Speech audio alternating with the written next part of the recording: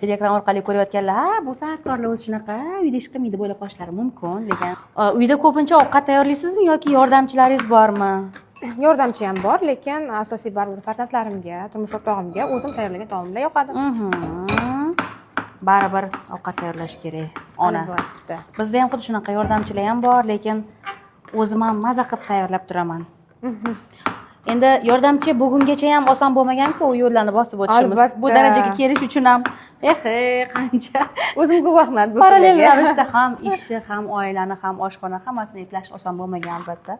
Telegram orqali ko'rayotganlar, ha, bu san'atkorlar o'zi shunaqa, uyda ish qilmaydi, bo'lib qolishlari mumkin, lekin do'stlar unday emas. Biz har qanaqa qishloqni bir ayoli bilan teng keladigan darajada har bir ishni eplab qo'yamiz. Hattoki sigir ham sog'ishimiz mumkin. Albatta. Sog'ganman. Sen sog'lig'ingizdan. Sizni qo'lingizdan kelishi mumkin. Meni qo'limdan kelishi sal qiyinroq sigirni, chunki Nega qo'rqasizmi? Chumolidan ham qo'rqadigan odatim bor.